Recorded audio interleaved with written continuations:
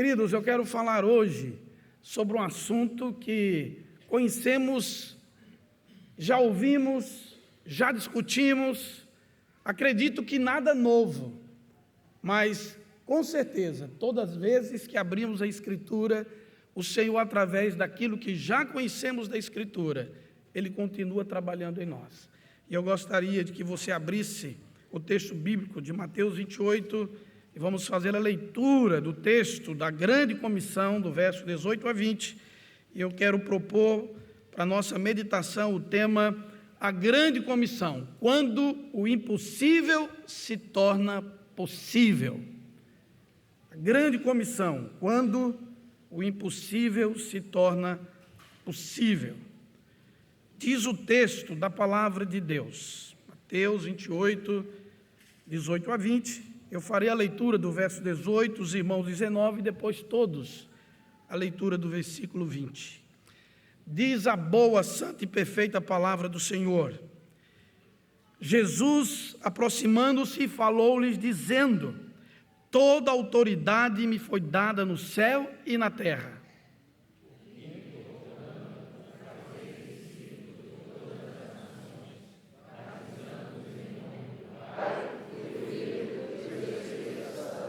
Ensinando-os a guardar todas as coisas que vos tenho ordenado, e eis que estou convosco todos os dias, até a consumação dos séculos.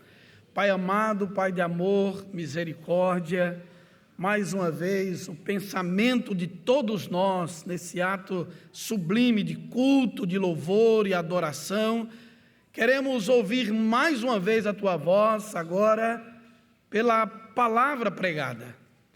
A leitura da Tua palavra já nos alimenta, por ser ela meio de graça, e que pela pregação, pela santa iluminação do Teu Santo Espírito, possamos ser confortados, confrontados, advertidos, mas também possamos ser, acima de tudo, agraciados pela boa palavra, pela presença do Teu Santo Espírito agindo na mente e nos corações.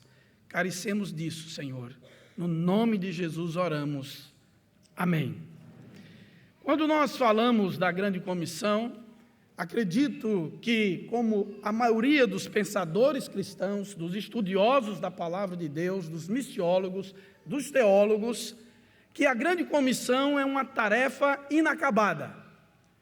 Na Igreja Presbiteriana do Brasil, nós trabalhamos de forma conciliar, e em cada concílio nós temos comissões especiais de trabalho.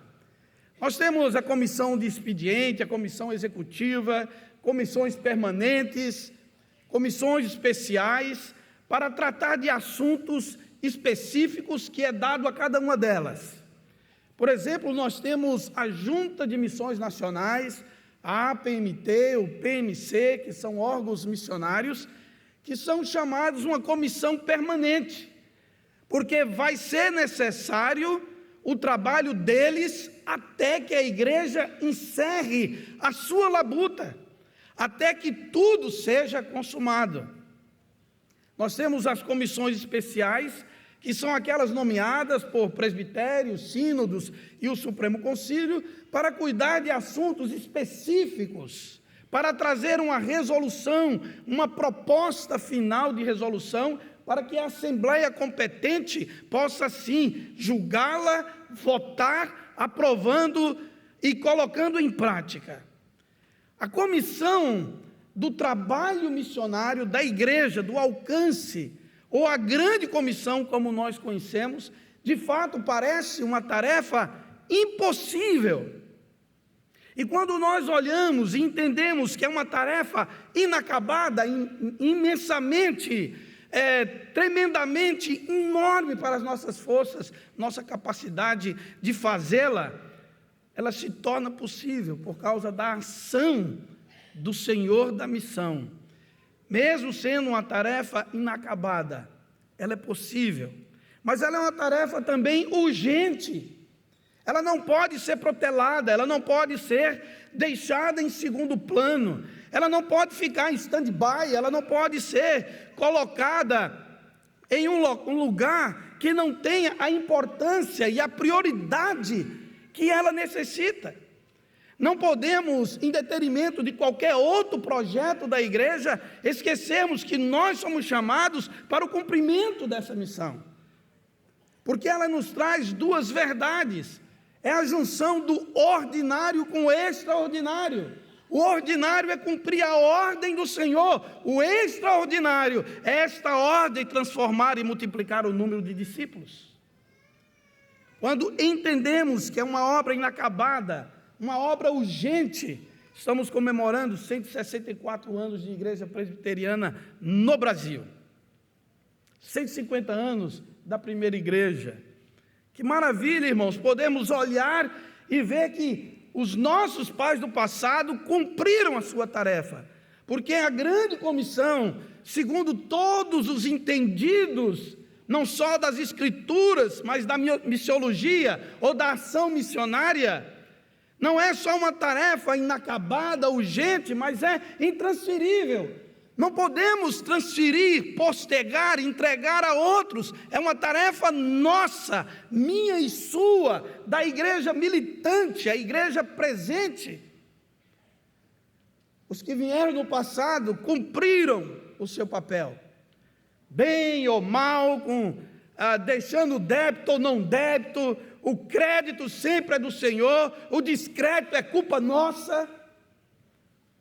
Mas quando nós olhamos e entendemos toda essa dinâmica de ser algo inacabado, urgente, intransferível, parece impossível, mas se torna possível. Em primeiro lugar, irmãos, por causa da autoridade de Cristo. É a autoridade de Cristo. É debaixo do poder do Senhor, daquele que é o cabeça da igreja e salvador dela. Quando olhamos a chamada que Jesus traz a seus discípulos, versículo 18, Jesus, aproximando-se, falou-lhes dizendo: toda autoridade me foi dada no céu e na terra, portanto, ide.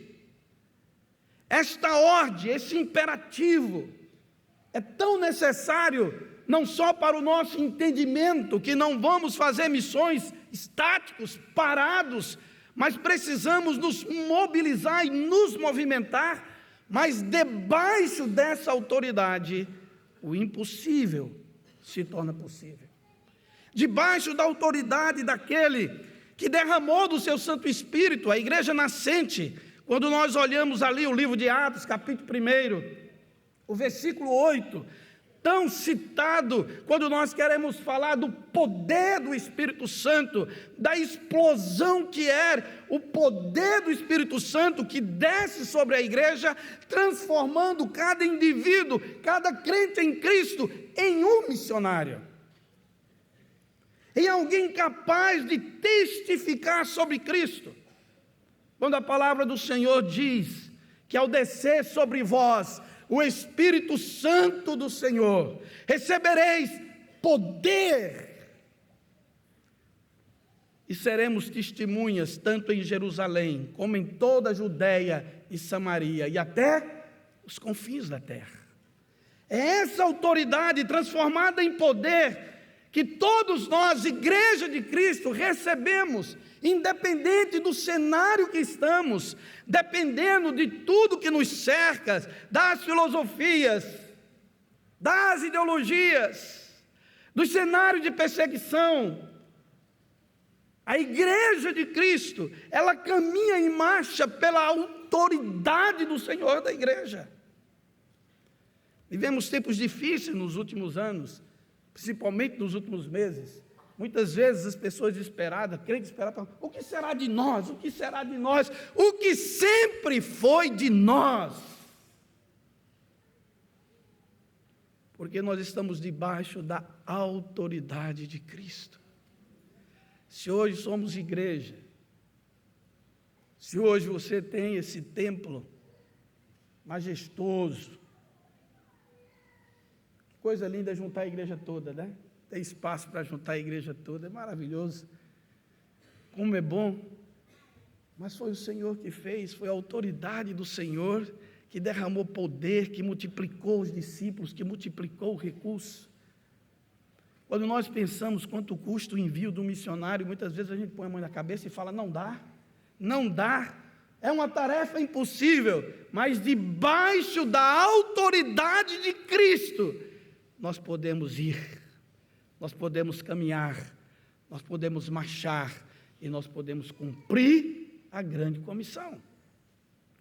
Quando olhamos a autoridade, quando o próprio Cristo chama seus discípulos, Ele ensinou como fazer essa missão. Se você colocar seus olhos no texto de Mateus 9, a partir do versículo 35, você vai ver Cristo na prática da grande comissão.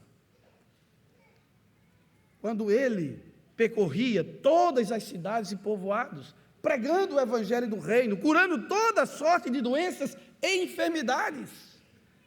Ele olha para esta multidão, Ele ergue os seus olhos diante dos seus discípulos, e a palavra do Senhor diz que quando Ele olha para essa multidão, compadeceu-se delas, porque estavam aflitas e exaustas, como ovelhas que não têm pastor.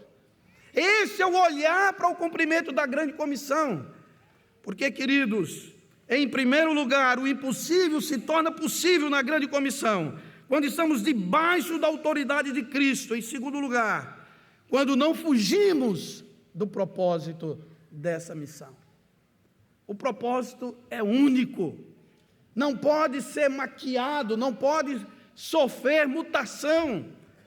Nós somos chamados para multiplicar o número dos discípulos de Cristo, não de Mariano, não de Cláudio, não de Hernandes, não de Nicodemos, não de Arival, não de Mariano, mas discípulos de Cristo. Esse é o chamado da igreja, essa é a grande comissão. Não tem problema nenhum você ser discípulo do pastor Cláudio, pastor Nicodemos, né? Todos são homens de Deus, né? Todos trabalham para o Senhor, procuram ser imitadores de Cristo, mas o trabalho da grande comissão é priorizar aquilo que Cristo revelou de si mesmo. O texto é muito claro: ide, portanto, fazei discípulos de todas as nações, batizando em nome do Pai, do Filho e do Espírito Santo, ensinando-os a guardar todas as coisas que vos tenho ordenado. Quantas vezes nós estamos meio perdidos quando nós queremos fazer e multiplicar os números de discípulos de qualquer jeito, com qualquer conteúdo, com qualquer evangelho, de qualquer forma. Quando nós trazemos para o nosso meio fogo estranho para o altar, trazemos costumes que não são nossos, perdemos muitas vezes a nossa identidade, com a desculpa de poder aumentar o número de discípulos, mas a ordem é clara: multiplique o número dos discípulos, mas ensinando a guardarem tudo que eu vos ordenei. Ele é o verbo que se fez carne, Ele é a própria palavra, Ele é o próprio conteúdo do Evangelho. Então, quando nós cumprimos a missão debaixo dessa autoridade, o Espírito Santo vai derramar graça, porque é Ele que convence o pecador da justiça de Deus, do seu pecado. É Ele que age a transformação, é Ele que age dentro a regeneração, é Ele que transforma um pecador em um homem ou uma mulher justificado. Então nós temos a autoridade, mas também nós temos que ter fidelidade ao propósito. Hoje, muitas vezes, são tantos nomes de igreja e movimentos de igreja, e cada vez mais personificados. Ministério do apóstolo tal, ministério do apóstolo tal, ministério disso.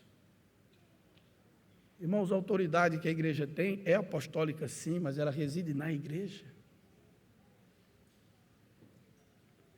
Como nós precisamos entender que, mesmo sendo uma tarefa inacabada, urgente e intransferível, ela se torna possível.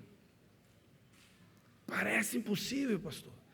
Eu estou na igreja há 70 anos, 80 anos. E se fala em grande comissão, e se fala na tarefa, e se fala que Jesus está vindo, e se fala. Irmãos, nós estamos trabalhando aqui com duas frentes: a igreja militante e a igreja triunfante. Há duas formas de nós encontrarmos com Cristo: é Ele vindo ou a gente indo. Então a igreja, esse é o trabalho nosso, esse é o trabalho da igreja, esse é o trabalho que cada um de nós é chamado a fazer. Você é um missionário, em sua casa, no meio de sua família, entre os seus vizinhos, seus companheiros de trabalho, ou da universidade, ou da escola. Nós somos chamados, mas é o evangelho, é a palavra, é o fazer discípulos. O discipulado é para que as pessoas cresçam no conhecimento de Cristo, porque Ele é um modelo onde não há escândalo, Ele é um modelo onde não há erro, Ele é um modelo de varão perfeito que precisamos seguir. Este é o alvo: preparar pessoas para que elas se pareçam mais com Jesus, para que elas conheçam com Jesus, seja aqui em Pernambuco, seja em São Paulo, seja no sertão, seja entre os ribeirinhos, seja no Amazonas, seja na Ásia, Oriente Médio, na Europa. O propósito da igreja é o mesmo. E a tarefa da grande comissão, como uma tarefa impossível, se torna possível. Primeiro, por causa da autoridade, estamos debaixo da autoridade de Cristo. Segundo, quando há esta fidelidade do seu propósito, o Evangelho é Cristo e deve ser anunciado. Não precisamos maquiar o Evangelho. Às vezes nós nos perguntamos: o que fazer para prender os jovens na igreja? O que fazer para prender os homens na igreja? O que fazer para atrair? Irmãos, é Jesus que faz essa obra. É a junção do ordinário com o extraordinário. Fale de Jesus, viva Jesus, ensine Jesus, pregue sobre Jesus, porque é Ele que atrai os pecadores, é Ele que conhece intimamente o coração dos seus eleitos e predestinados. Ele conhece, é a graça dEle. A palavra é inerrante, a semente é perfeita. Mas em terceiro e último lugar, irmãos, essa tarefa do impossível se torna possível na grande comissão por causa da cumplicidade de Cristo. Irmãos, Cristo não deixa a sua igreja por nada. Ele deu a tarefa e Ele efetiva a tarefa junto com a igreja. Quando nós olhamos para esse texto, nós podemos descansar que quando o ordinário é obedecer o chamado, o extraordinário são as conversões e os discípulos. Jesus disse que estaria conosco. Leia comigo o versículo 20, toda a igreja, vamos juntos? Ensinando-os a guardar todas as coisas que vos tenho ordenado, e eis que estou convosco todos os dias, até a consumação dos séculos. O Senhor não deixa a sua igreja. Se o Senhor deixar Mariano só vai fazer besteira. Se o Senhor deixar a igreja vai só fazer asneira, só besteira. Ele está junto na igreja. Ele é essa autoridade da igreja. Ele é a companhia da igreja, Ele é o cabeça da igreja. O Espírito Santo habita na igreja. Paulo trata com a igreja de Coríntios, uma igreja extremamente complicada de ser apacentada.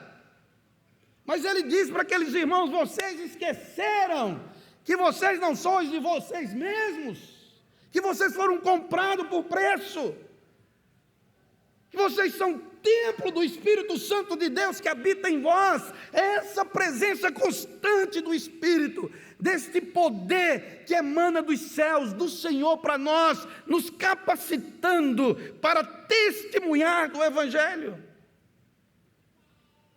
para permanecer fiel, para nadar contra a correnteza, para estar firmes contra as ciladas do diabo. A igreja é chamada para olhar para cima. Um dos salmos mais citados pelos crentes aflitos é o Salmo 121. Elevo os meus olhos.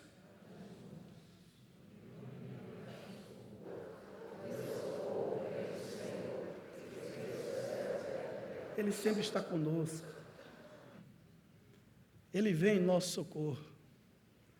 O texto continua essa linda poesia do cuidado de Deus para conosco, que diz que Ele não dormita, Ele não tira um cochilo. Ele é o fiel guarda de Israel. Ele é o guarda da igreja.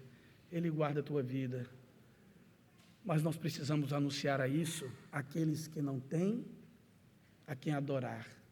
Quando olhamos a visão de Mateus 9,36, esse é o olhar da igreja. Jesus está ensinando a igreja a olhar com empatia, sentir o sofrimento deles. Vendo ele as multidões, compadeceu-se delas, porque estavam aflitas e exaustas, como ovelhas que não têm pastor. O olhar de Jesus para a multidão revela primeiro a sua cruel e terrível situação. Não ter o pastor. Não ter o pastor que cuida dessas ovelhas, que acalenta, que consola, que protege. É uma multidão cansada. Há muita gente cansada, dirigindo carrão de marca, morando em endereços caríssimos, vestindo roupa de grife. Não pense que aflito e cansado é só aquele sertanejo que está lá com sol de 40 graus na nuca, trabalhando numa dura terra para tirar um pouco do sustento para a sua família. Não pense que o cansado, o exausto, está só numa mesa de jogatina, num bar bebendo e se alcoolizando. Não pense que um cansado, um oprimido, é alguém apenas que está na sarjeta, caído por causa da vida, ou entregando sua vida às drogas ou à prostituição. Há muita gente cansada e sobrecarregada. Mas o convite de Jesus é o convite da grande comissão. Venha, porque a minha igreja está indo ao seu encontro. Venha, porque a minha igreja está pronto a receber. O modelo de recepção da igreja é muito claro, que diz assim: portanto, fazei discípulo em todas as nações, batizando em nome do Pai, do Filho e do Espírito Santo. É o modelo de ser recebido na igreja de Cristo. Que Deus nos ajude, que venham mais 150 anos para a primeira igreja, se assim o Senhor não voltar antes, que se multiplique o número de igrejas plantadas, como essa igreja historicamente vem fazendo, que os projetos missionários se expandam, que o templo fique apertado, sem caber ninguém, tendo que botar cadeira pelo meio, que abram outras frentes, porque essa grande comissão é uma tarefa impossível que se torna possível, por causa da autoridade de Cristo, por causa da fidelidade ao propósito e da cumplicidade de Cristo, porque Ele diz: eu estou convosco todos os dias, até a consumação dos séculos. Vamos ficar de pé e orar nesse instante, irmãos. Pai, muito obrigado, Senhor. Obrigado, porque apesar de nós, apesar de nossa pequenez, da nossa fragilidade, das nossas incapacidades, muitas vezes das nossas inclinações para fugir à responsabilidade de sermos discípulos do Senhor, o Senhor tem sido generoso, misericordioso, compassivo, longânimo. O Senhor tem aceitado da tua igreja o louvor, a adoração, e nesse mesmo sentimento, ó Pai, nos faz o coração arder pelas missões, de atender o caído, o desesperado, o enfermo, o enlutado, o desacreditado, o imundo. Ó Pai, que possamos ter esse olhar de querer ser peças, ferramentas para o cumprimento da grande comissão. Ajuda-nos, Senhor. Abençoa ricamente essa igreja, fazendo multiplicar os recursos espirituais, humanos e financeiros. Que a tua graça continue a se estender sobre esta casa, para que muitas pessoas, adentrando o templo ou através da internet, possam ser edificadas na tua palavra, possam ser alcançados pelo teu evangelho, possam ter suas vidas resgatadas e transformadas, para a glória do teu nome e para a expansão do teu reino. No nome de Jesus nós oramos. Amém.